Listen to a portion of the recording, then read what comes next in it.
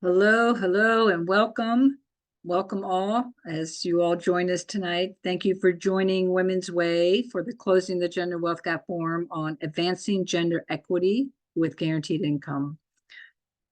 I just want to mention that when we refer to women, we mean trans and cis women and femme-identified people, which includes anyone who is not a trans or cis woman, but who identifies as feminine, and also those who identify as gender expansive, non-binary, and or gender non-conforming. So I'm Diane Cormer-Levy, the Chief Disruptor at Women's Way, and I'm delighted that you've all decided to spend the next 90 minutes with us on this very important discussion about guaranteed income. While we wait for folks to sign on, I would appreciate you taking the poll, which will pop up on your screen. We want to know if this is your first time attending a Women's Way event. So if you could just answer that question, that would be great. Thank you. So today's forum is part of a year-long series whose purpose is to educate different stakeholders about the drivers of the gender wealth gap and action steps each of us can take to help close the gender wealth gap. Since October 2020, when we launched the series, we have conducted 20 forums that address different drivers of the gender wealth gap, such as strengthening the early childhood education sector, gender and racial disparities in healthcare, increasing access to affordable housing, promoting equity in grant making, and building worker power. Today's session explores how guaranteed income pilots reduce poverty and the challenges they face, building political will to develop and expand. You will hear from three amazing panelists who will address the issue from researcher, practitioner, and policy perspectives. You will also have opportunities to ask questions to the speakers via the Q&A button located at the bottom of your screen, and we will do our best to address as many of your questions as possible. And please, don't hold back. We want to hear from all of you. Closed captioning is enabled. If you do not want to see closed captioning, you can click Hide CC at the bottom of your screen. The chat is also enabled, so please share your comments during the session. We love to see how people are responding to these conversations. And to create a safer space for all of us to engage in honest and challenging discussions, we ask each of you to abide to the session norms listed in the chat box. Finally, we will record the session and make it possible for you to view again, and for those who could not attend today's session. After the session, we will send you a list of resources related to today's topic and a survey to evaluate the session. And we really do ask you to complete the survey. It's a very brief one, because we're always looking to continually improve these educational forums. So before we introduce you to the panelists and moderator, I first want to thank a special thanks to our session sponsor, get my Ballard Spar, and we want to thank them for their generous support, which these sponsors really help us to provide these sessions for no cost. Kelly Shear, the director of the Gender Wealth Institute, Afida Shanat, program and data manager of the Gender Wealth Institute, and I are going to spend the next few minutes really providing an overview of the economic state of women and children, why Women's Way is investing its resources into addressing the gender wealth gap, and how today's topic is related to closing the gender wealth gap. So just briefly, Women's Way was formed in the mid-1970s, and we hold a unique place in the nation's history as the first umbrella funding federation in the United States specifically dedicated to women's issues. And issues such as wage equity, the rape crisis, domestic violence, reproductive freedom, and post-incarceration reentry. We are a for-gender and racial justice organization whose mission is to achieve gender and racial equity by building collective power. And we want to be very clear, we're working to disrupt systems of oppression and strengthen alternative models centered in love, liberation, and inclusion. And this discussion of guaranteed income is really looking at solutions to addressing the inequities that so many people have faced over the history of this country. So just briefly, the economic state of women, not great. It needs to be improved dramatically. We talk about how many people in our country are surviving and not thriving. And 80% of workers in the United States are living paycheck to paycheck, many of whom are women. 47% of Americans are not able to cover an unexpected $400 expense. And again, many of them are women.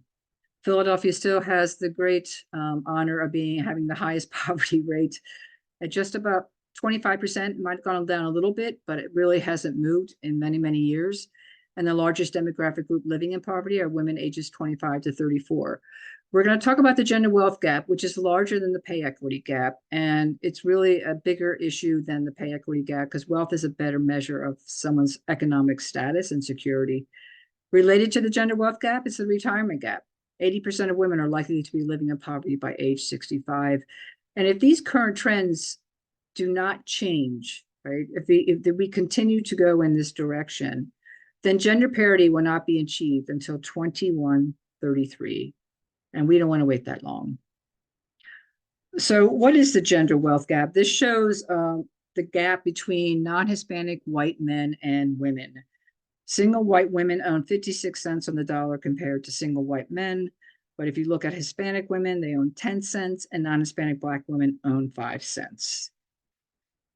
Looking at the larger picture of our U.S. economic pyramid, of how wealth is distributed in our country, the top 1%, and this is changing, not in a good direction, holds about 47% of the nation's wealth, while 80% of the population holds only 9% of the nation's wealth. This includes many middle and working class individuals, unemployed, those on welfare, and many of people in this are women.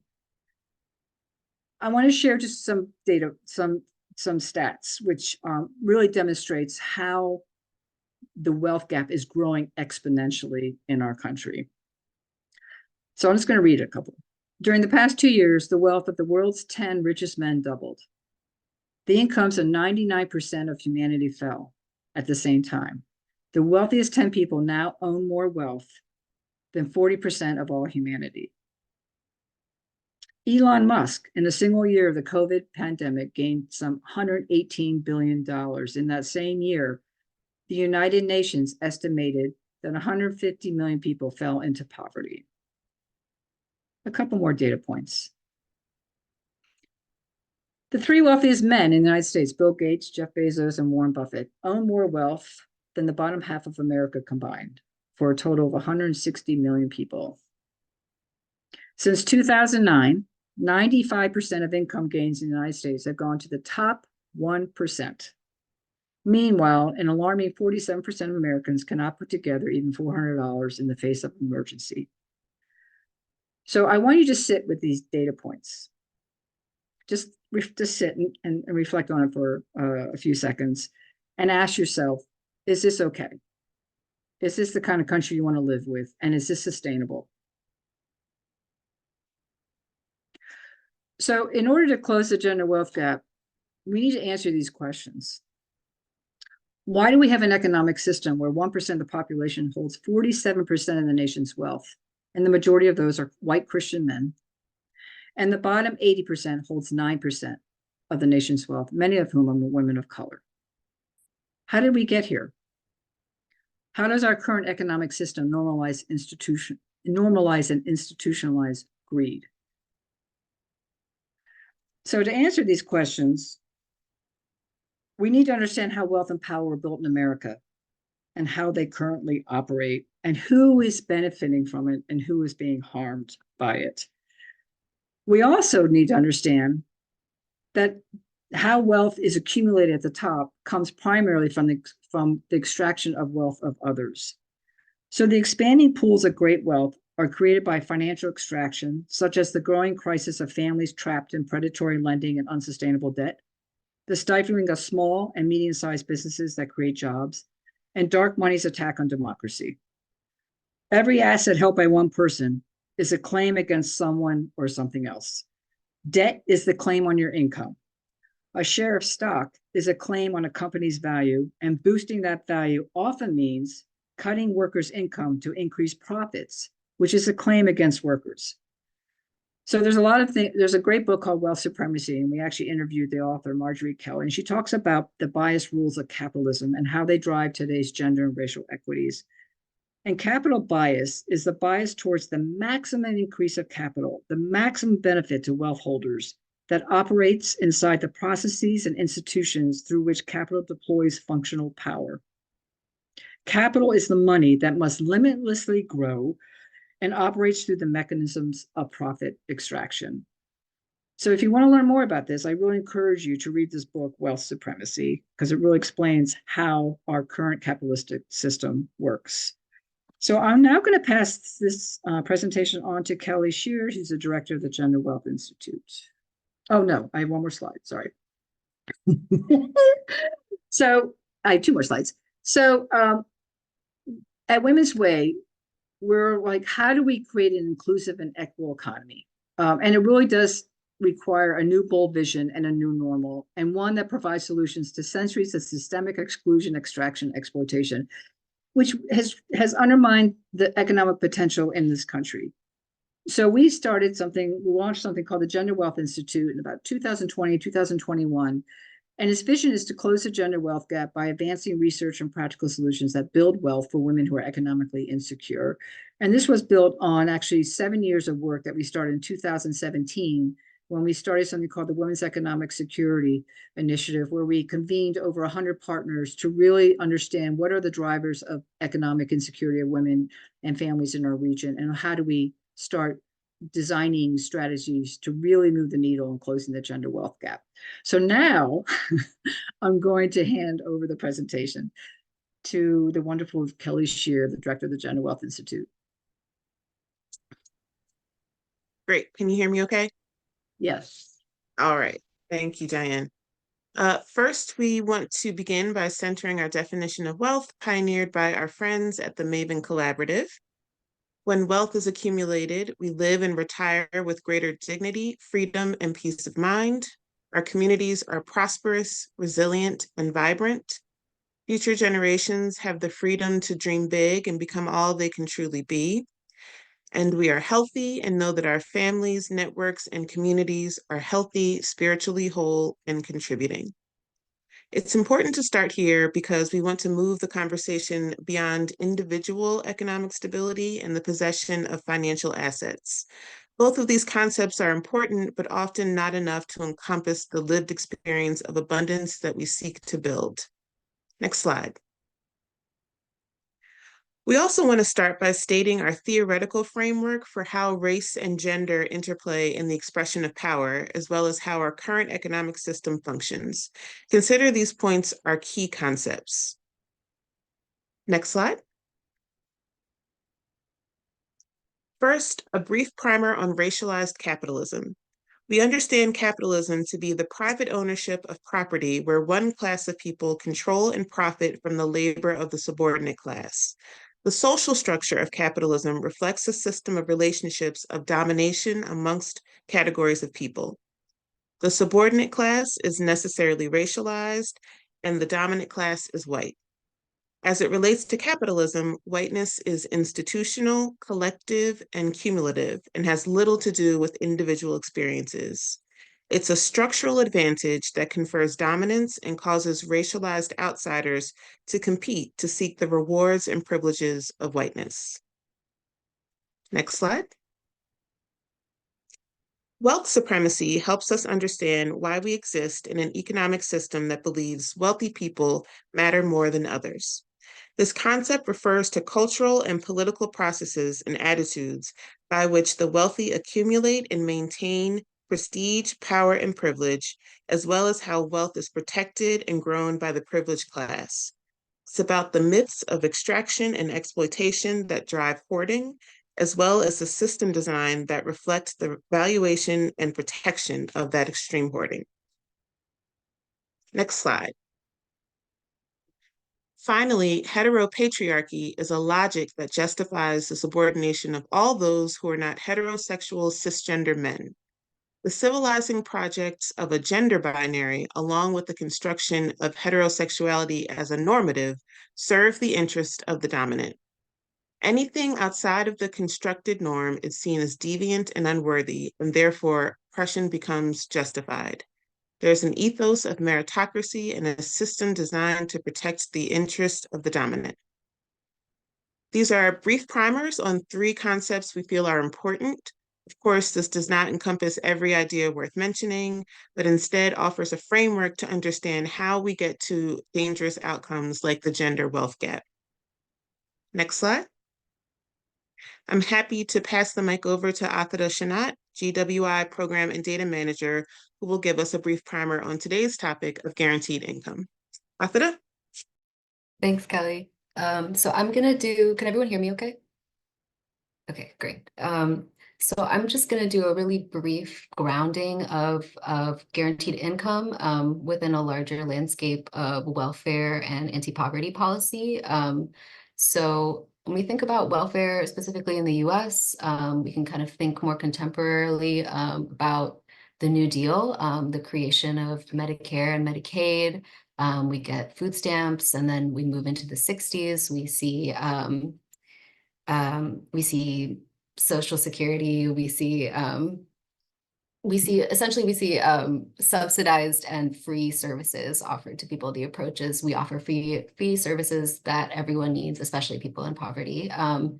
And then we see the emergence of cash transfer, and this happens only in the 90s. And the shift here is instead of, or in addition to providing free and subsidized services, we're also going to provide cash specifically to families experiencing poverty.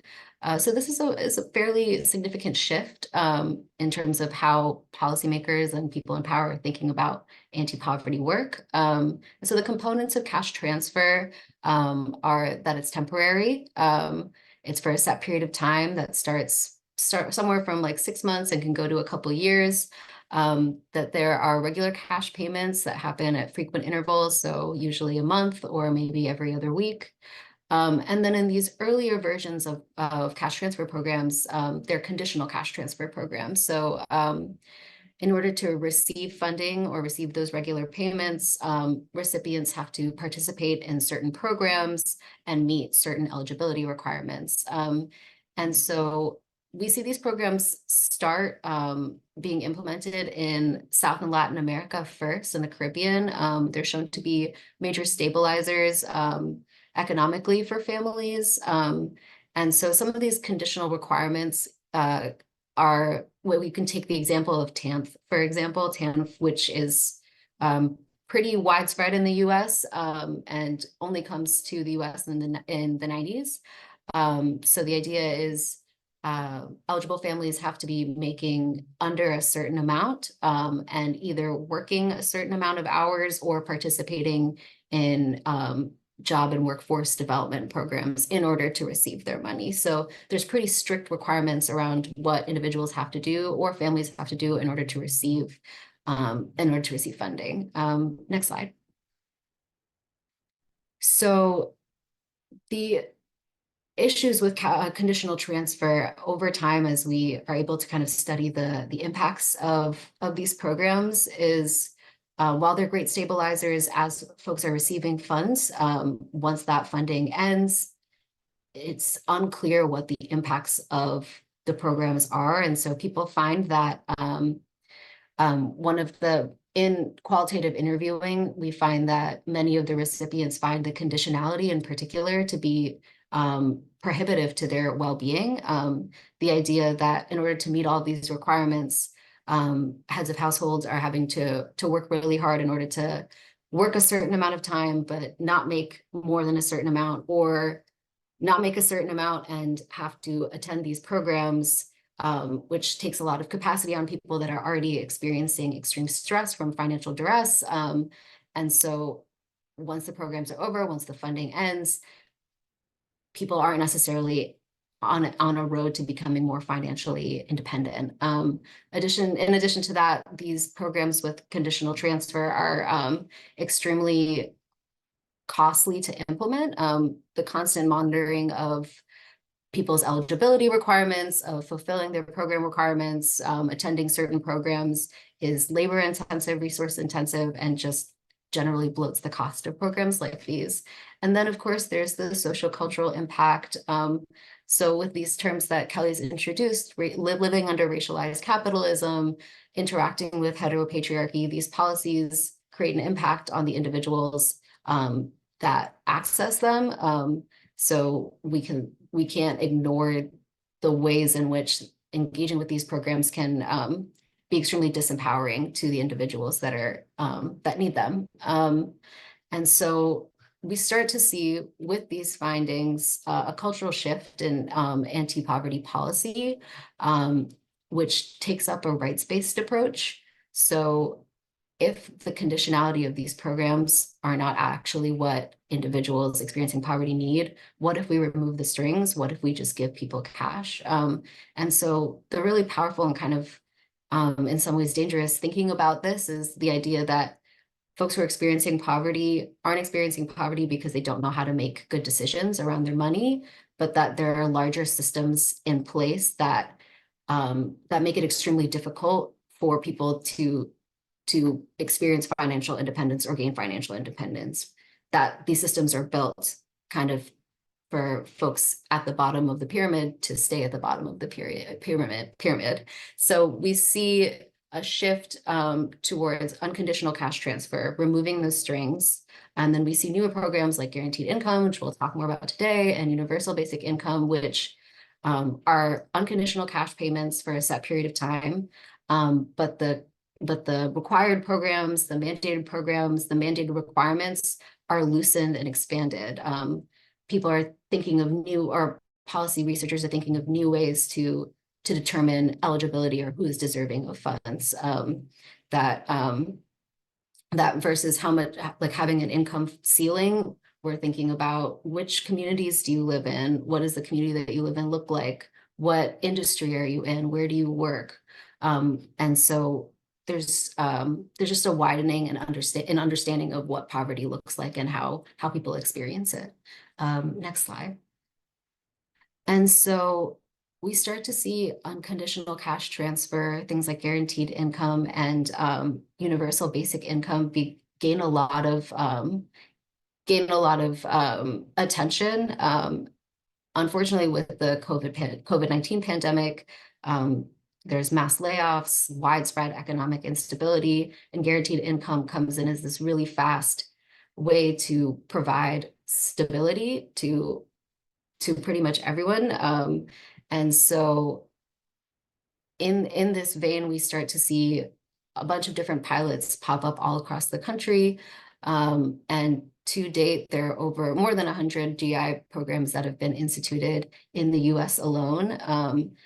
And I have this really nice pie chart from the Guaranteed Income Pilot Dashboard, which is a website that I'll share that compiles multiple different guaranteed income pilots, all the spending data of participants that have received GI. And here what it shows is that individuals that received this guaranteed income spent it on the essentials. They spent it on things that everyone needs, food, transportation, housing, groceries, just like all of the basics. So proof that what people with lived experience of financial insecurity already know. People experiencing poverty know how to use their money. It's just extremely hard to access and maintain streams of income. So we're at this really exciting time where all these pilots are popping up. There's a lot of different ways that people are approaching eligibility, who can engage in a guaranteed income program, who can benefit from it. And there's more data coming out than ever before. And in some cases, more just general social understanding and acceptance of programs like these. Next slide. And so I just want to close out by talking about, so we've talked a little bit about the policy trajectory of guaranteed income, how we got to here, but I also want to note that this wouldn't have happened without consistent grassroots advocacy work that helped us reframe how we see what poverty is. And so I wanted to uplift the words of Johnny Tillman, who was a prominent activist in the welfare rights space in the 60s and 70s. She was also a Black single mother, much like many of the other leaders in this organizing space. And she wrote an essay saying welfare is a women's issue. So really, really doing this amazing and integral work of connecting gender issues and economic issues, that these things are inherently intertwined in our country. And so looking forward and kind of opening up to this panel, thinking about what GI's impact could have on gender equity in the long term. There's a lot of exciting experimentation around how to engage women while transcending the stereotypes of the past. and thinking about how GI can fit into a larger landscape of infrastructure, social infrastructure that helps close the gender wealth gap. So I'm going to pass it back to Kelly to close us out. Great, thank you, Apida. Just a few more slides and then we'll get to our panel. So narratives around guaranteed income. Narratives are the stories we rely on to help us shape our understanding of the world. It's the way that we make meaning, shape our conscious and unconscious ideas about why things are happening. As it relates to guaranteed income, we just want to highlight some of the dominant narrative scripts that may be challenged or upended by this economic strategy. One harmful narrative about how the economy works relates to the aims of capitalism. The myth is that the economy rewards individuals based on what they deserve. What people deserve is based on what they can contribute to society.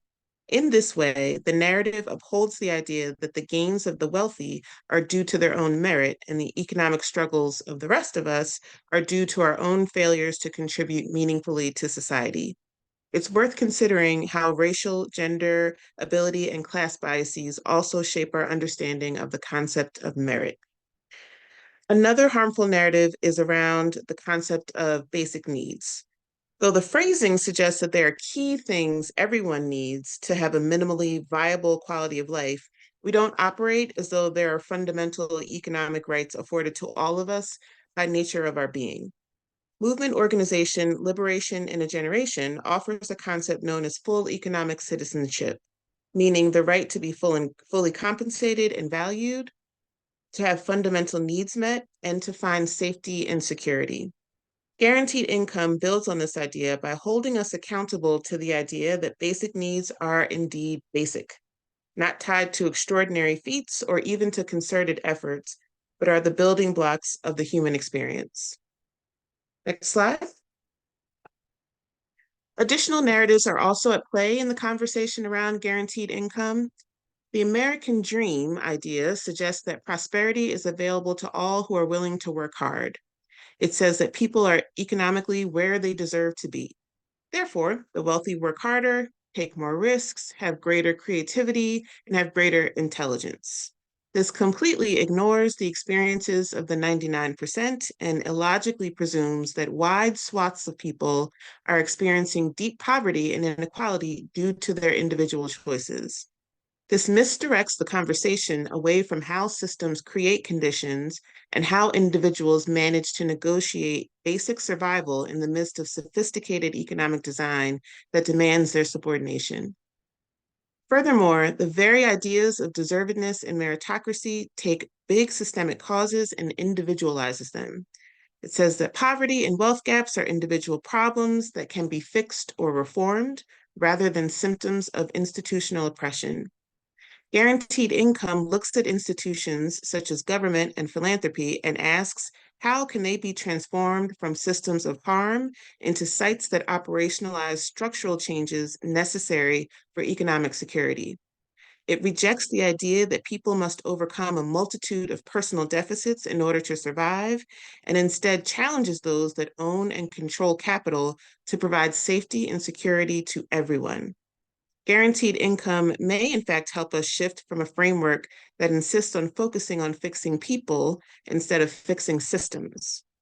Prosperity for all is not far-fetched, and addressing the material and psychological harm of economic security, that is, disenfranchisement, exploitation, theft, and exclusion, is within our collective reach.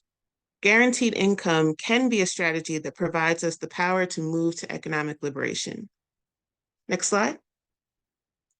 As always, our goal with the Closing the Gender Wealth Gap series is to uncover the plot, that is the intentions, actions, and outcomes. Next slide. Very happy and pleased to introduce our moderator, Ann Price.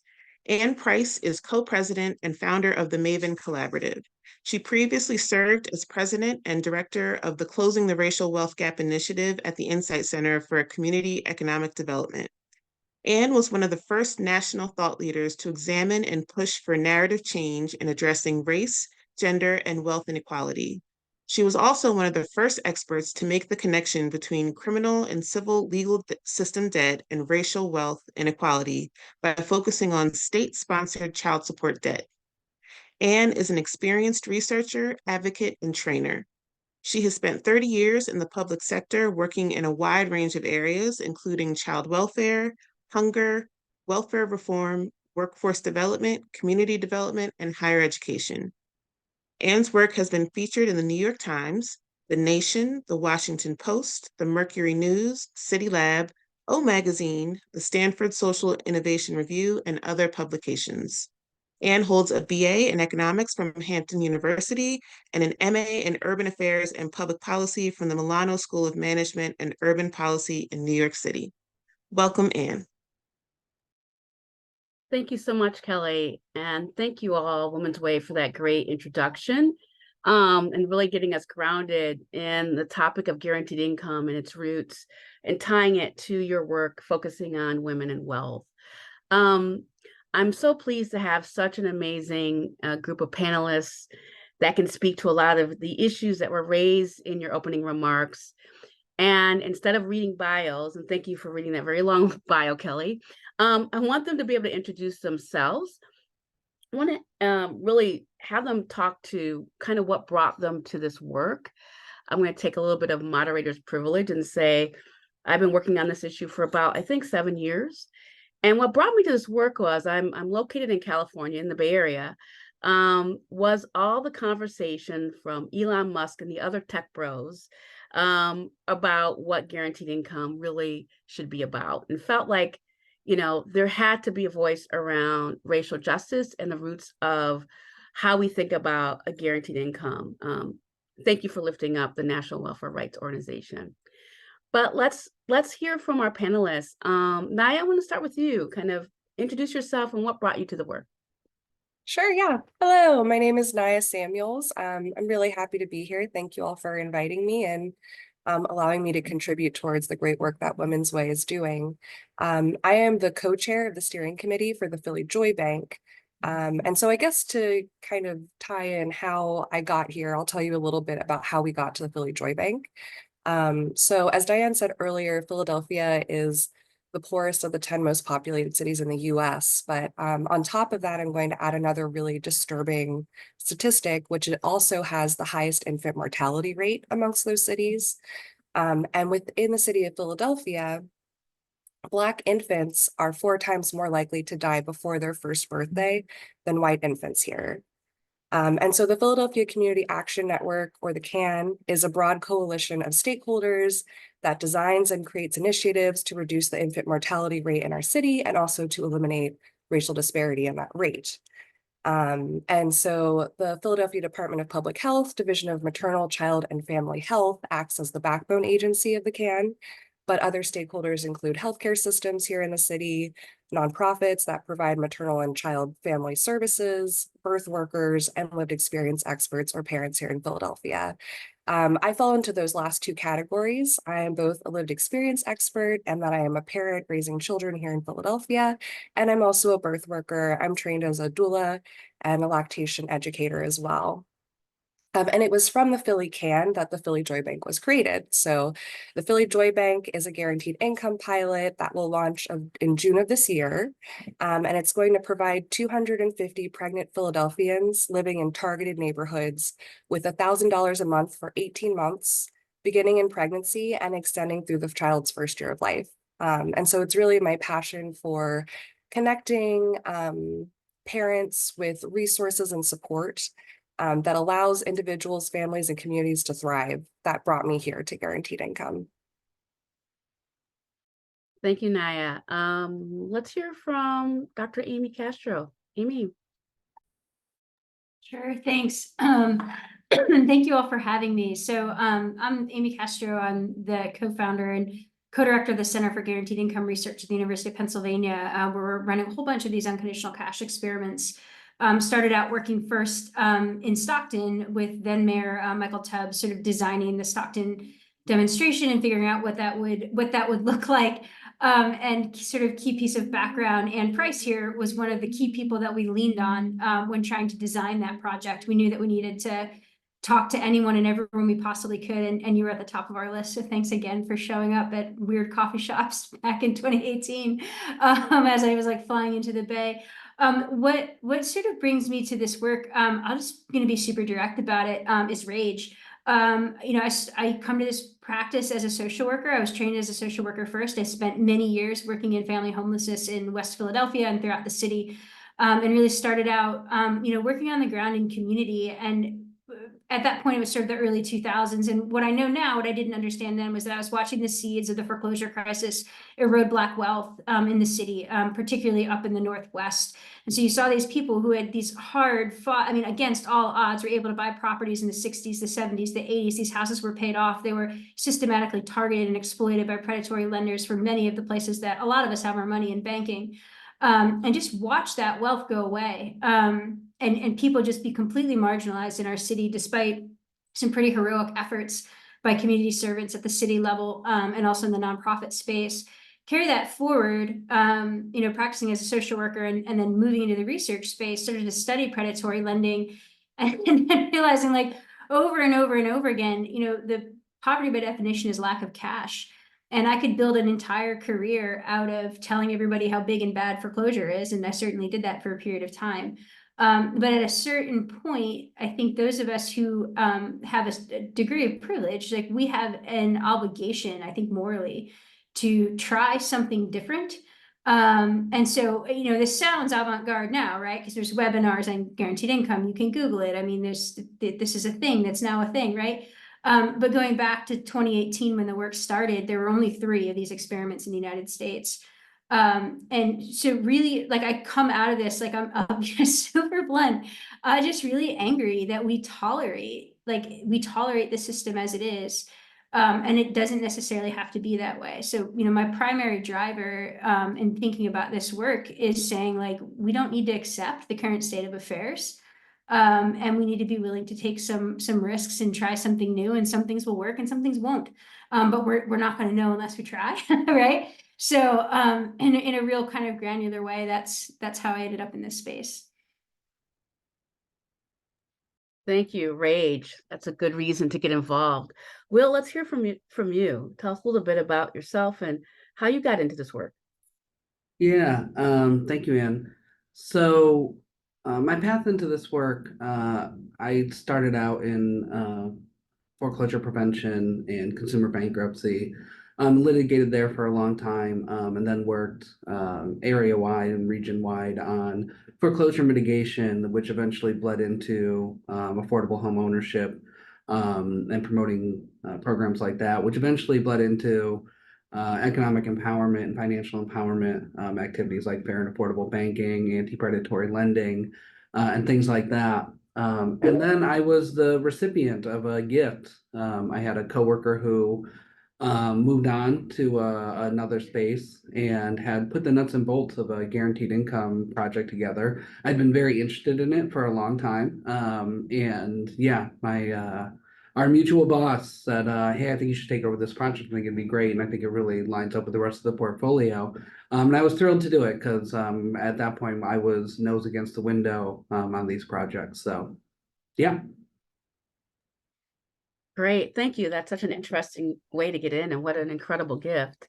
There are a lot of juicy topics, a lot of juicy issues when we think about guaranteed income, and we'll get into some of those. But I want to just kind of start with, kind of how GI differs from other kind of government programs. We had a little bit of a preview from Women's Way, but oftentimes you might hear, well, the expanded tax credit, that was a guaranteed income. EITC is a guaranteed income. And I notice sometimes there is confusion about what GI is and how it differs from other types of programs. So can you all speak to that? And I'm going to kind of pivot back and start with you, Will. How does GI differ from these other programs? I'm going to sort of quickly pass it to my fellow panelists, who I think are going to be better at answering this question than I am. But, from my perspective, and just like what I'll say about our project. So our project is focused on extended TANF recipients. The difference between the income that they get from GI versus the investment that they get from extended TANF, from SNAP, from medical, is the general lack of compulsory surveillance and requirements that individuals have to go through in order to receive that investment. But I would really like to pass it to folks who are a little bit deeper in this work, both Naya and Dr. Castro. That was a great answer, though.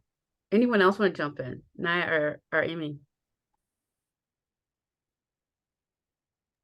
Sure, I'll jump in after Naya. Go ahead, Naya. Nope, I was gonna say, well, honestly, I think that from my perspective, my understanding as well is that it has to do with the lack of conditions on the money and the lack of regulations as well. Please go ahead, Amy. Yeah, no, yeah, I sort of a piggyback on what you both said. The key difference between, we think about something like TANF or WIC or SNAP or a housing voucher, basically any of the benefits that we get, SSI, SSDI, is that those are they're means tested. So they also sort of come with the benefits cliff. So you have to perform a particular activity, engage in a particular training program in order to get access to the funds. Now, that sounds really bland and kind of blasé, but I think what's really important is that each of those strings of means-tested benefits come with this encoding, right? That was beautifully framed by the people that kind of did the slideshow at the beginning, so thank you for that. And each single piece of those means-tested benefits is a way of getting people to perform for capitalism. So it's a way of sorting people into these categories of you're deserving of this benefit or you're undeserving of this other benefit. And if you don't comply with these particular strings, that we're not going to give you the benefit. Unconditional cash or guaranteed income works the opposite way. It's saying you matter because you're human. You receive these funds because you're breathing, you have life. That's it. Beginning, middle, end of story. Now, the logic behind it is that it's recurring. So unlike the EITC, which is a form of an unconditional cash transfer, the difference between a basic income and a guaranteed income versus something like the earned income tax credit or a lump sum payment that you might have gotten during the CARES Act, which many of us did, is that it's recurring. And so the logic is that you want it to be a stable floor that you can rely on over time so that it calms your income volatility, calms the stress that you're experiencing in your life. And we know from research that sort of people react to those two things, very differently. But it's that unconditional nature of it that is really the crux behind the difference between the two. And that comes with a different set of loaded or unloaded assumptions about who's deserving and why. Thank you. There's a lot here about deservedness. We heard about narratives.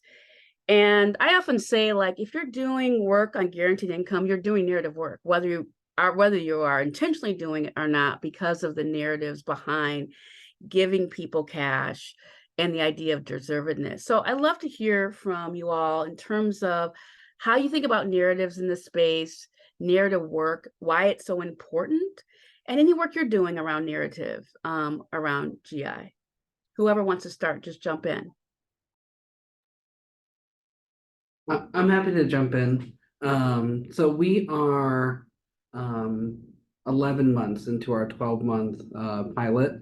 So for the last 11 months, 51 individuals who previously only received extended TANF, SNAP, medical assistance, some childcare, some subsidized housing have received an extra $500 a month. Another 239 individuals have received an extra $50 a month. There's two things that have come out of the qualitative data gathering that the researchers have done over the last 11 months without being conclusive, some clear themes that are emerging that are narrative busting. One is the notion that investment in the form of direct cash assistance is too generous, so that people who are not working are living comfortably on taxes paid by people who are working. Instead, what we see over the last 11 months is that, one, our control group recipients, the individuals receiving $50 a month, nobody informed them they were in the control group. They're very concerned about like the day when these $50 a month payments sort of ends. So that to me speaks very much to sort of like the razor thin margin between the way Women's Way said surviving versus thriving, like how thin the surviving line really is, that $50 a month is mattering that much. We also have almost 100% participation in our interviews and our focus groups and our surveys. All of those things are compensated. They're voluntary, of course, as would be keeping with the guaranteed income motif. And but we have almost 100% participation on those. And again, they're compensated, but they're compensated at $10 and $15 a survey. So relatively small amounts that folks clearly need. The other is that this idea that people are poor, and I somebody was speaking about this earlier. I think it was Dr. Castro, the idea that like people are poor because they make poor choices, and increasing investment in individuals who are already making poor choices is just going to lead to more poor choices. Instead, what we see, some of the qualitative data coming out of this is that, so our pilot started in June of 2023. So a couple months later, it was back to school time. And the number of individuals who talked about being able to buy decent clothing and back to school supplies and shoes for their kids, and how that was leading to less teasing in school, less shame around the idea of like what they had versus what other children had. And how that was increasing participation in school and increasing education outcomes. And again, this is anecdotal stories, qualitative data being gathered from people who are actually like living this life. And I think it really cuts against the narrative of deservedness and quality of decision making, and also speaks to long-term consequences. Like the idea that we're robbing folks from a decent education because they get teased at school because they can't afford back to school supplies and clothing is, nobody running a business would invest in their future that way.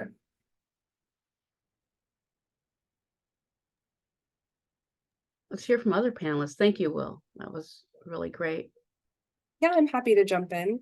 Also, Will, I love hearing about your perspective because our programs are at such different points. You're 11 months in and we're still just starting. So we're setting up our evaluation and things like that. But I think there's absolutely space for narrative change. I think a lot of the reason why the narratives continue to persist is that from a perspective of privilege, there's still a lot of anonymity for them. When they're looking at people who are not coming from a place of privilege, right? Like these people are still anonymous to them. And so it's easy to attach a narrative to people that you're not familiar with. And so something that we can do through qualitative research is to humanize and bring people's voices to the forefront. In the Philly Joy Bank, we're going to use an arts-based methods and storytelling as part of our qualitative evaluation to elevate the lived experience of guaranteed income recipients. And right now, little is known about participants' experiences receiving cash transfers during and after pregnancy specifically, even though the unconditional transfers could potentially affect a broad range of health and social behaviors, such as mental health and the parent-child relationship. So the stories that participants could also shed light on how birthing parents use the cash to prioritize the health and well-being of them and their children. They can do things like enroll children in extracurricular activities, increase access to balanced diet, things like that. And in these ways, I think these methods can really positively shape the narrative about the uses of guaranteed income and push back on negative depictions. Awesome. It's so fun to hear like what you're just saying, Naya, about saying like you guys are at different points in the process in terms of your program. And I just want to like point out the interesting thing that we're talking about here is you've got two completely different programs in the same city with two completely different populations, and they're contending with the same narrative problems. And I think that speaks to the fact that we are at a point right now when we're talking about unconditional cash that we are touching the monster. Keep poking the dragon, right? And why? And so I want to talk about that just for a minute. So like, why narrative? And I get this pushback on this a lot at times. When we were designing Stockton, I won't go into the details of it right now, but we broke a lot of research methods rules. In a normal RCT, you don't engage with the public, you don't engage in narrative work, you certainly don't engage in qualitative methods, let alone with a politically purposive sample. And I can explain what that is, offline if anybody has a question. But we know from the policy literature that anytime we have a major leap forward in a social democracy along a human rights domain, two things happen. One, you have consensus in the empirical literature, and two, you have consensus in public discourse. If you have one and not the other, you have momentum that goes off in one direction, you leave the other rail behind. And it becomes a lot harder to try and create change, right? So the other problem that we have here is that scientists tell terrible stories. If scientists were better at disseminating data, we would all have been vaccinated from COVID a lot faster, and we would have evidence-based policy, which we don't. It's based on ideology instead, right? And so really the idea is like, how do we pull these two streams together so that we have robust data-driven results around unconditional cash that is pushing the needle forward on poverty, while at the same time contending with these broader ideas around racial capitalism that have to be interrogated. And, you know, in the scientific community where I live, the place that I sit, this is an incredibly important thing for us to hold on to.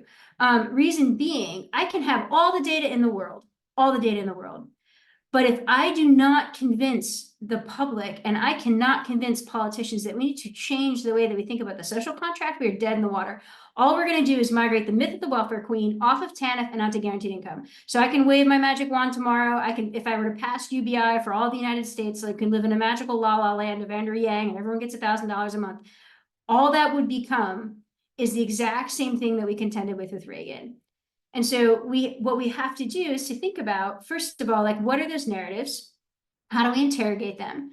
And then how do we sort of think really flexibly about research methodology in one hand, and then also engaging the public in the other. And I won't go too into detail on this, but I do also want to offer one cautionary. It's kind of the place that I sit, and it's exciting to see all the narrative take off in the guaranteed income space. But I do also want to say that, you know, we do run the risk at times of, you know, you have to ask yourself the question, are you actually sharing the mic? Are you actually doing careful, measured, thoughtful narrative work? Or are you just creating poverty porn? You know, and there's a real fine line between those two things. And it's funny because people are like worried about that, but at the end of the day, if you take the time to invest in community and you take the time to have true community partnerships where they're pushing back on your narrative, they're going to tell you if it's poverty porn or not, right? The problem is when we're in our cloistered cells and not talking about it. And so the last thing I just want to say about narrative really quickly is that we're at, I think, a different spot with guaranteed income now when we think about narrative. You know, when we first started out in this space, 2018, 2019, it really was as simple as have people tell their stories, share the lived experience. That's all well and good, right? We've kind of crossed that point. But now we're at a space, when I think about the United States as a whole, and where I sit, we're working in all over the US, is that the narratives are different based on where you live. And so kind of like one charge I'd give to the group as people are thinking about unconditional cash or any other sort of human rights, social justice intervention is to ask carefully, like, what are the national narratives that you're trying to dismantle, number one, but then number two, what's the particular flavor that takes in your city, right? So when I first started in this work, anytime I talked to the press, I would get like one question to begin with. Are they spending the money on drugs? Question number two, are they quitting their jobs? No, they're not doing either of those things. Funny enough, I haven't gotten that question about a year from the press. Now it's moved forward and people are saying things like, how pay for this? Who should get it? How big should it be? Right? We're in a different spot because of the fact that there are so many people across the United States, you know, folks like Anne's organization and others doing really careful work to interrogate what these narratives are. And there's models out there to do so, but I just kind of wanted to set the stage on that a little bit to make sure that we're talking about it. I'm sorry. Can I respond to something that Amy said? Because I really love that you brought up how important it is to be in collaboration with community. I think that's something that has been ineffective about a lot of programs that existed before guaranteed income, is that they're top-down solutions that were handed to communities without really working with them, and they're not by them. Something that I think that we're doing really intentionally with the Philly Joy Bank is working with community at every step of the way. So the idea came from a collaborative group that included lived experience experts. The evaluation team has a community action board. And so on that community action board, lived experience experts have 2 votes each time there's voting. And there's been a lot of that feedback that you're talking about where, you know, the researchers come to us, they think they have a really great idea, and the lived experience experts have a really clear and, you know, like a really clear reason why it's not going to work. And we've also talked about how before we share our results from the qualitative evaluation, that we'll first be sharing it with the people who are helping us to create that information first, and so that they can both review it and be a part of distributing as well. That's so critical.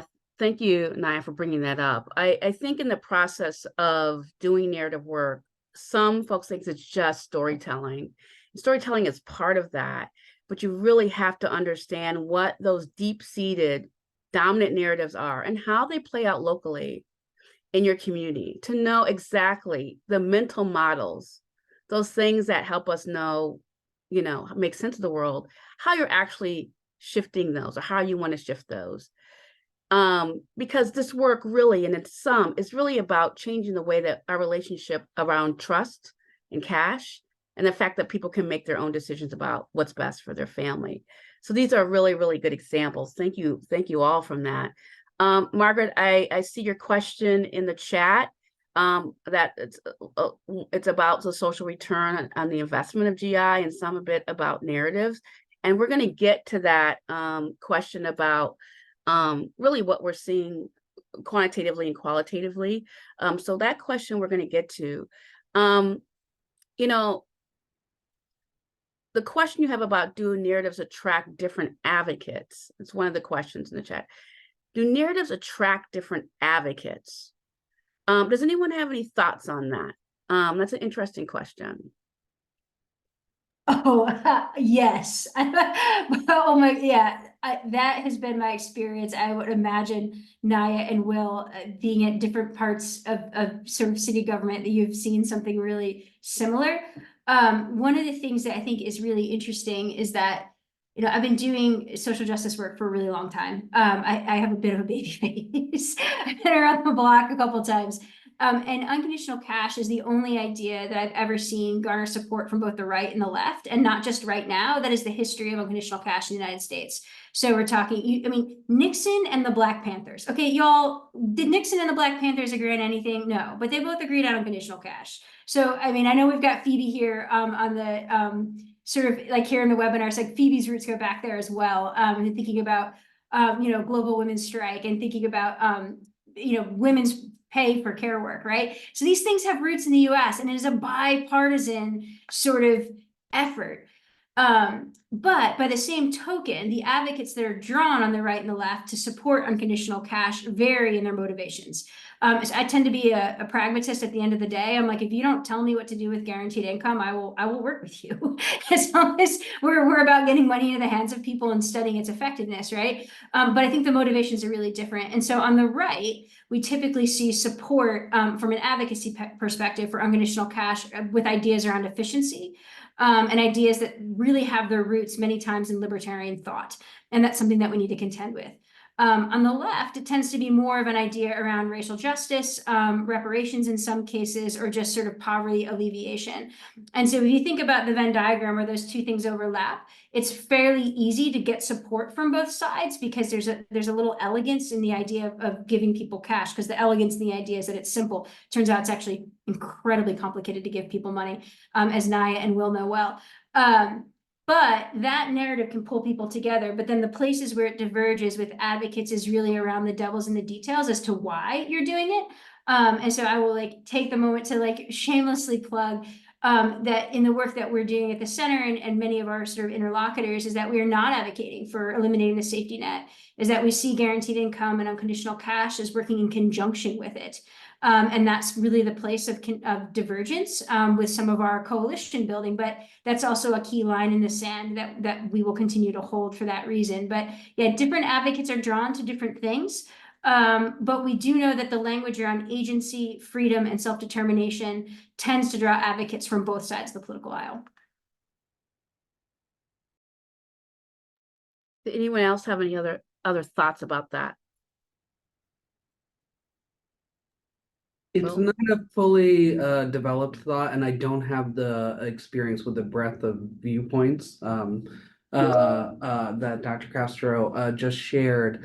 I will say in talk, because our pilot focuses exclusively on extended TANF participants, and involves exclusively extended TANF participants, there has been some interest from philanthropy in the work that GI could do for individuals receiving that assistance to smooth out benefits cliffs. And that's not why we all got into it. Our pilot was set up to measure both overall wellness of individuals due to enhanced monthly unrestricted cash, and two, success in the extended TANF workforce development programs, particularly KEYS and Work Ready. That's what we were most interested in looking at. But there have been these different perspectives on, oh, well, could philanthropy get involved rather than, perpetually and forever funding these things, fund them in order to bridge benefits cliffs for individuals coming off of assistance, returning to work and having work actually work. Thank you for that. I mean, I think there's a big question about, certainly there are many pilots, which was mentioned. It seemed like at one point pilots were just popping up to the point where you couldn't even keep track of them anymore. All, sometimes aimed at different folks. And, at this point, what are we really learning about, what are we learning from GI pilots right now? And I'd love to even hear from you, Nika, as you're developing your approach, what you're thinking about, what you want to learn, especially from very much a lived experience. So what do we know? What do we know so far after seeing, dozens of pilots? You talked a little bit about what you want to see, Will, in your pilot as well. What do we know?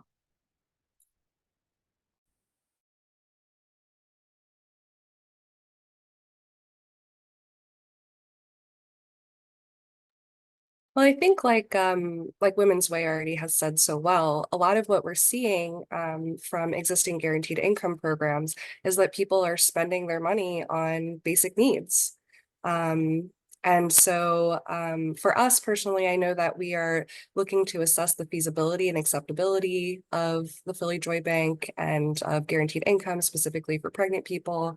We're looking to examine whether and how a guaranteed income affects parental time and bandwidth, ability to meet basic needs, and engagement in healthcare and parental stress among participants. And then we're interested in exploring the preliminary impact of the Philly Joy Bank on maternal and child health outcomes. Wonderful. What about you, Will? I'm as I was crafting my thought, I was about to say, I think we know, which is a really funny way to say it. I think we know that the ripple effects of unconditional cash are more significant than what's immediately obvious. I feel like every time we turn around and are having a conversation with the researchers who are actually having the conversations with individuals, through this pilot, you see a new unanticipated outcome from unconditional cash. I said at the beginning, it started off with things like the impact it was having on kids going to school, some family reunification, right? As like economic stresses were easing, individuals where you had either a custodial and non-custodial parent, and like the relationship may have some tension, some stress in it, the work that money can do to ease some of that stress, when every question is not about how are we going to afford, I thought you were going to buy, things like that. The ripple effects and how will you measure like your values on any of those things and like which ones are most important or less important, I think speaks to, Dr. Castro's point about like the breadth of ideological viewpoints that can buy into something like guaranteed income. And the ripples just sort of keep extending.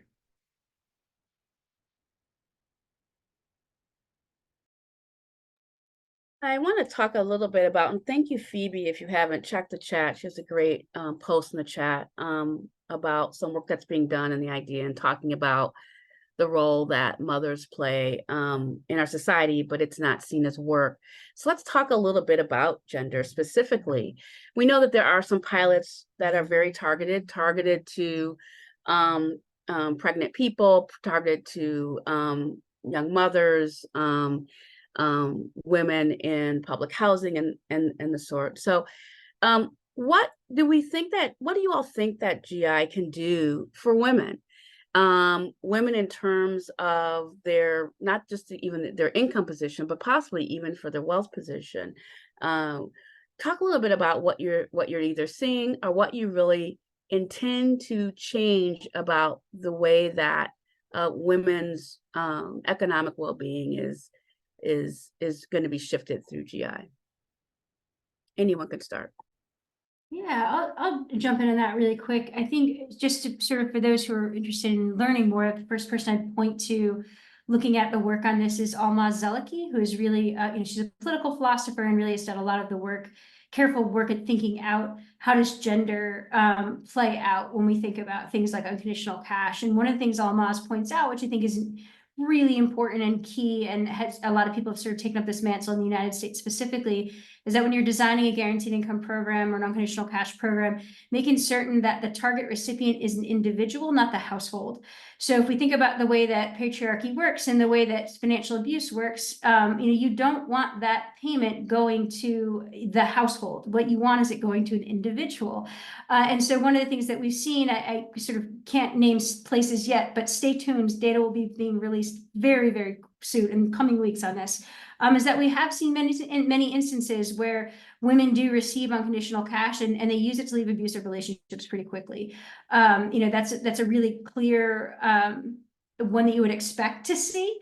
But it really comes down to bargaining power. And we think about the ways, if we want to put kind of like our care work hat on, right? So you think about unpaid care work, it's not just elder care. It's not just caring for children. It's not just all the invisible labor that happens at home. It's also the passive burden, the cognitive toll, the cognitive load that primarily female identified people carry.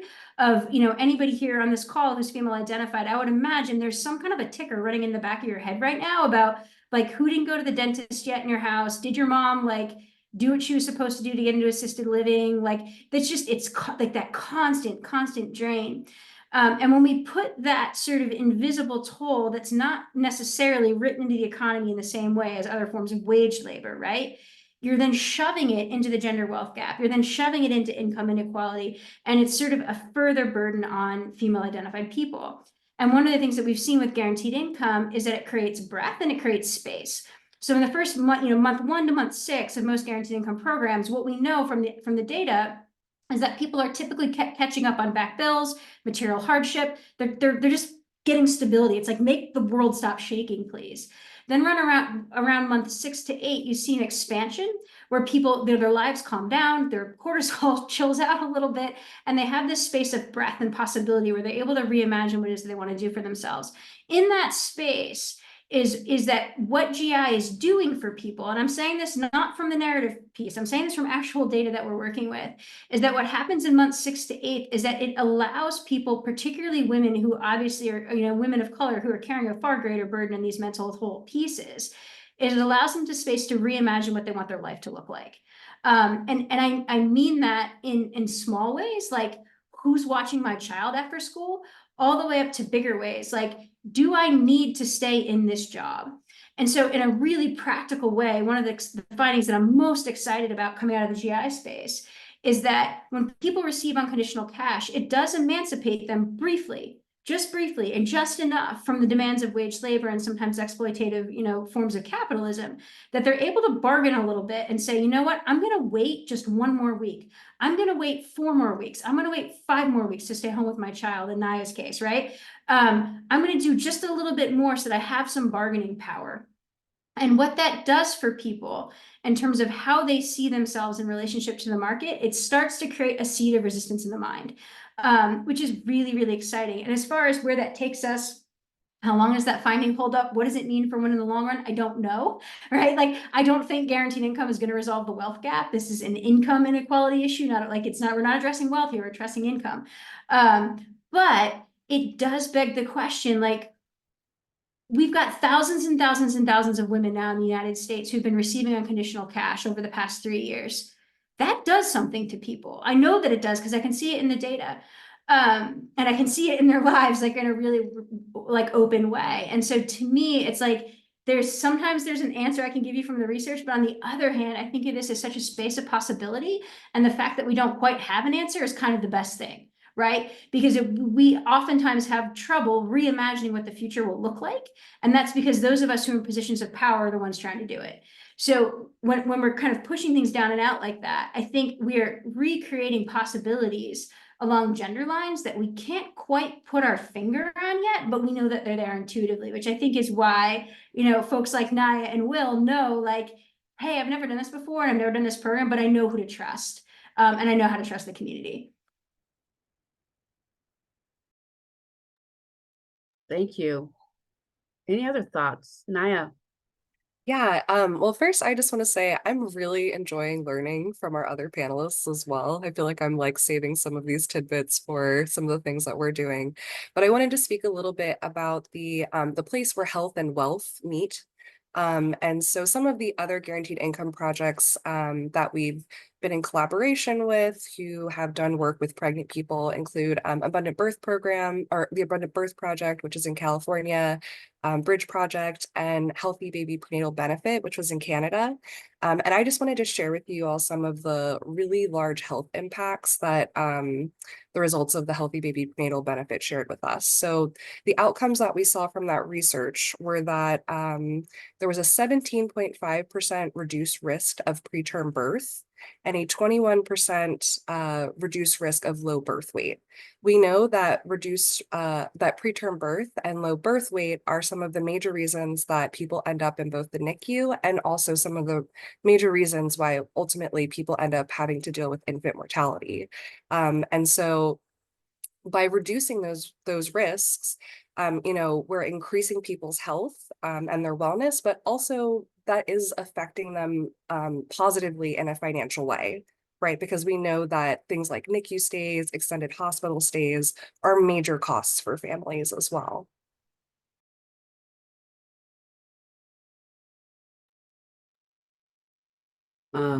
I'll just add, and I think this addresses a couple of the questions that are in the chat from both Alicia and Atira, or from, I'm sorry, Caroline. So our again, I've said this a couple times, our study is extended TANF recipients, but I realize I haven't helped the audience with what an extended TANF recipient is. So TANF is temporary assistance for needy families. It's something that you're eligible for in Pennsylvania if your income and assets fall below a certain threshold. Those thresholds are very low, and you're entitled to receive TANF for up to 5 years. At the end of 5 years of receiving TANF, not necessarily cumulative, but total, well, no, actually cumulative, not necessarily consecutive.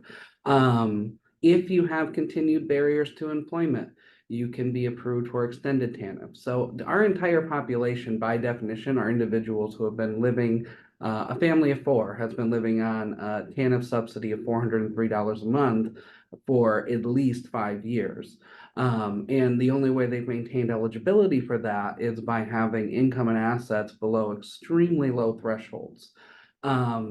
So when I look at, and the majority of extended TANF recipients are women, the majority of extended TANF recipients are Black, and the majority of extended TANF recipients are custodial parents. When I look at the totality of the investment that individuals receive beyond TANF, Medicaid, almost all Medicaid, almost all SNAP, a lot of child assistance, a lot of transportation subsidy, and for many subsidized housing, the amount that work has to pay in order to make up for that entire, suite of benefits is so significant for somebody who's either never been in the workforce or has been out of the workforce for at least 5 years. And so for me, the question of what this guaranteed income can do to close the gender wealth gap, I agree with Dr. Castro. We're talking about income, we're not talking about wealth, but just getting somebody to the point where they can have, economic subsistence level wages and benefits. GI can carry that bridge that gap and carry that load in between ineligibility for current benefits and actually getting to the second or the third job and not turning that first $14.75 an hour paycheck into a ceiling instead of a floor. Yeah, thank you for that. I want to kind of get back to Lisa's question when she talks about how extractive our racialized economy is. And when you think about some folks who receive GI, right, and they've already, and they're using GI, you talked about like kind of mitigating debts, Amy.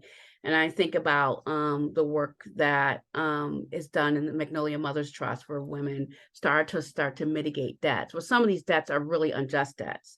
So they're really paying for either extractive for-profit college debt or some kind of other criminal legal debt that's already unjust in the first place.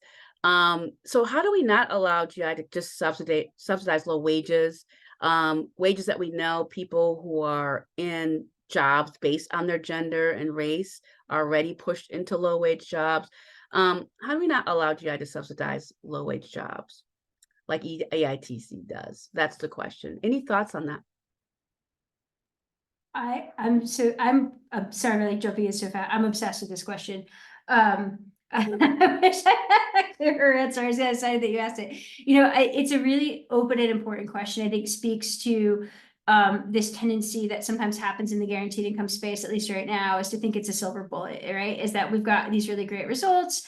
Things are going really well, like, wow, in what world do you see something go from 3 experiments to over 150 in the United States in over 3 years? That's insane.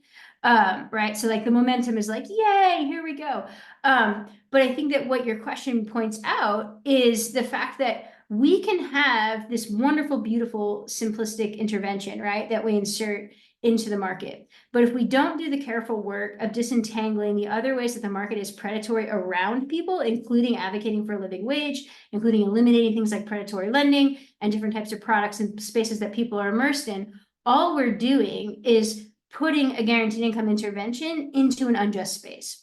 And so there's a lot of work to be done. I really think of that as sort of the next phase of the policy work when we think around guaranteed income is asking some careful questions of the data of things like, well, what threshold should guaranteed income be set at vis-a-vis cost of living, vis-a-vis like the types of benefits people are already getting locally, and what are the other extractive things coming out of the economy? And so when I think forward to the future, one of the places that we need to go as a community is asking the question, how do we build coalitions across other sectors of the economy so that we are advocating with other people around workers' rights, around living wages? Because, I mean, when I get Republican pushback saying we shouldn't be subsidizing low wages, they're right. We shouldn't. The government shouldn't be, right? Like people should be able to work and survive. Like that's a thing that should be occurring.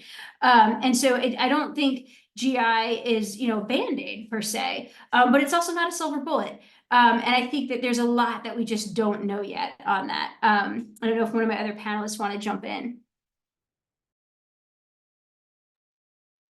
I maybe come at this from a funding side, right? Because I agree with everything that Dr. Castro just said. At the end of the day, if you have an extractive system, it has to extract from somewhere, which means, and I in other contexts have answered. I like that, Will. I'm going to trademark that. That's a good line. Good one. I'll trademark it to you though.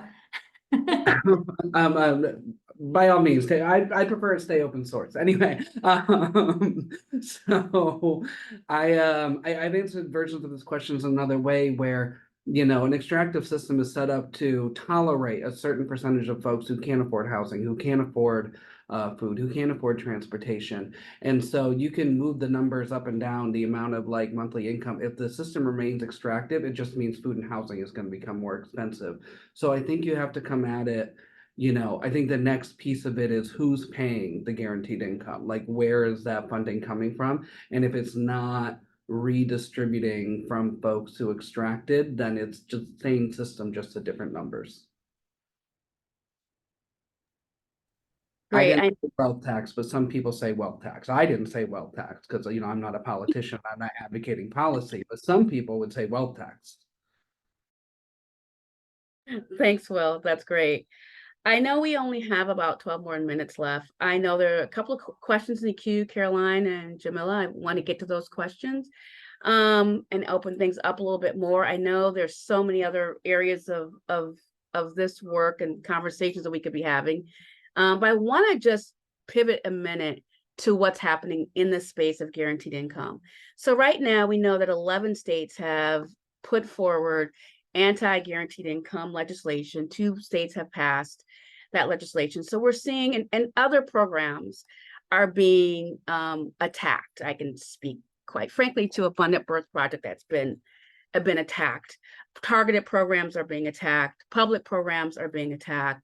So we are experiencing somewhat of a backlash, and we saw such a momentum, such a interest in really focusing guaranteed income in communities on various populations, whether it was foster care youth or formerly incarcerated people, young mothers, a range of different populations.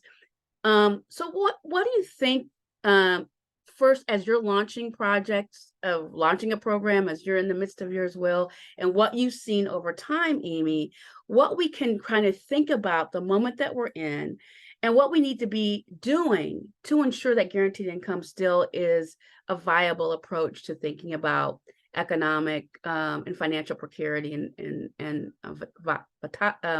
viability, right?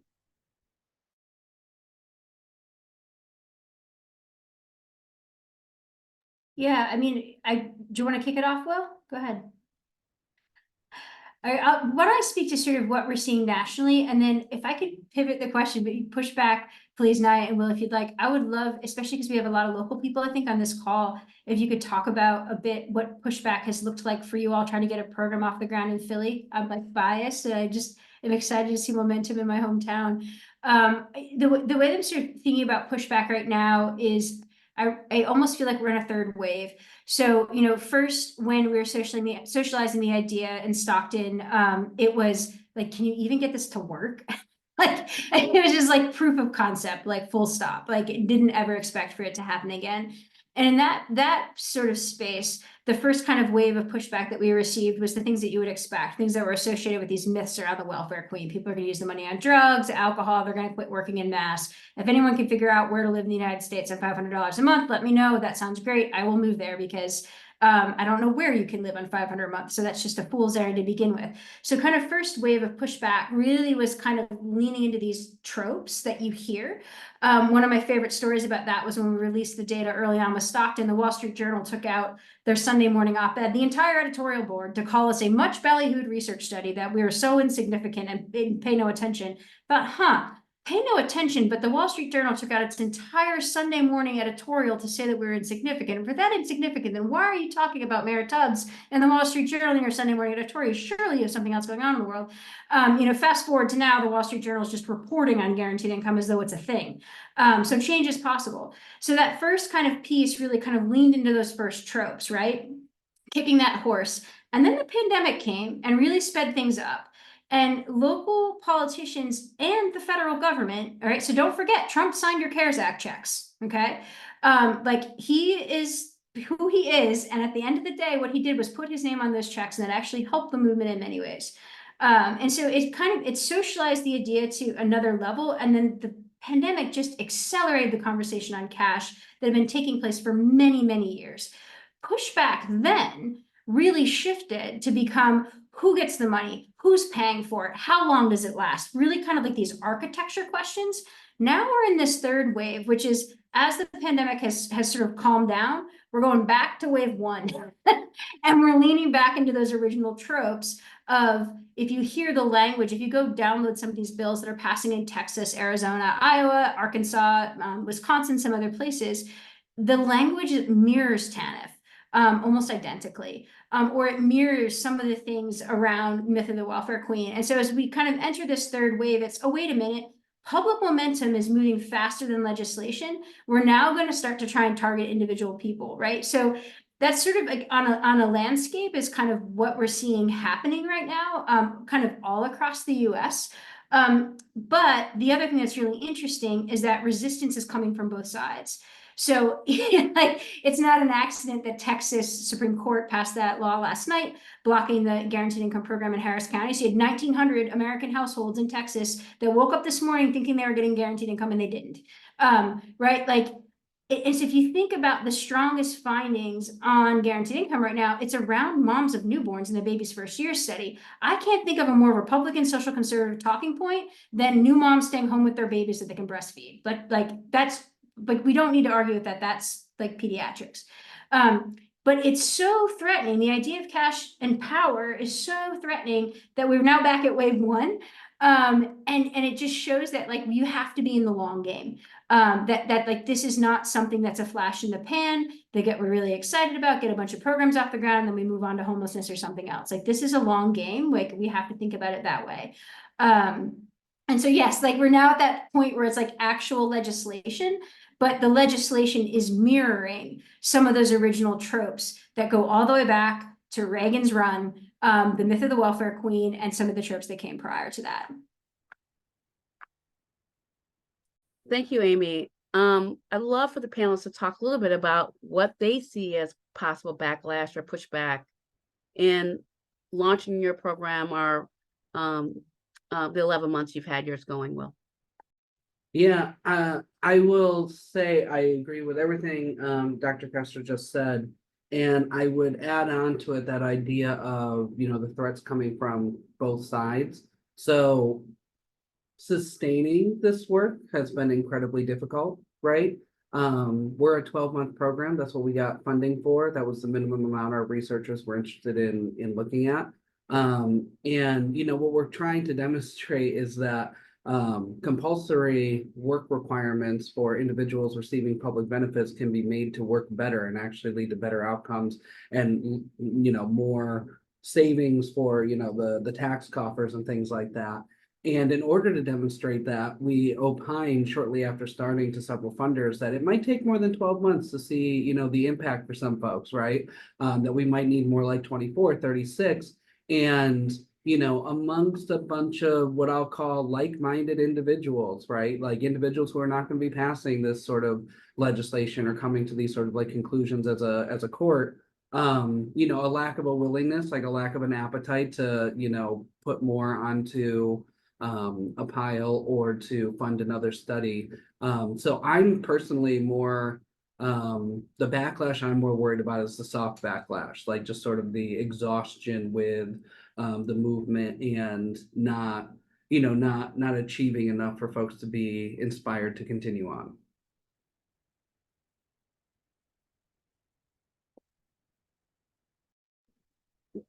Naya.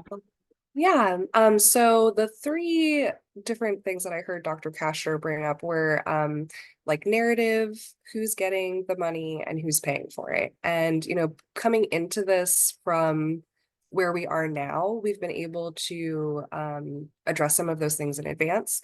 So, narrative is narrative, like people believe what they believe about deservedness. And so like we can try to help impact that through existing research and through our own research, but that kind of is what it is, right?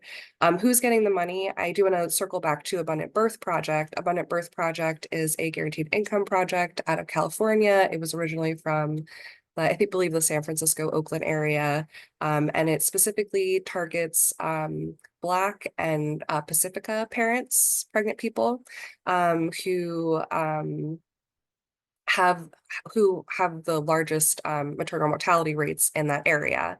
And that program is specifically receiving backlash because it is targeting a population based upon race. After some of, we're all aware of the, Supreme Court decisions in the past couple of years. And so being aware of that and working in collaboration with Abundant Birth Project, I think I mentioned to you all a couple of times about the large disparity in infant mortality based upon race in our city, but race is not an eligibility factor for our program. So the way that we have done it is by specifically targeting neighborhoods instead. We've looked at what neighborhoods have the most low weight births, the most preterm births, and then also the most Black births. And so that's how we kind of targeted our neighborhoods. So rather than approaching it by race, we're trying to reach our target population by location instead. And as far as who's paying for it, I really agree with what Will was saying before about how it's really important for sustainability for us to look at like where that money is coming from, how wealth is being redistributed. But as far as like our pilot, we have kind of like gone around that issue by having private funders. So essentially we've just kind of like circumnavigated that problem in order to like get the information, that we need to be able to create longer lasting change through extending existing programs and reforming existing policies.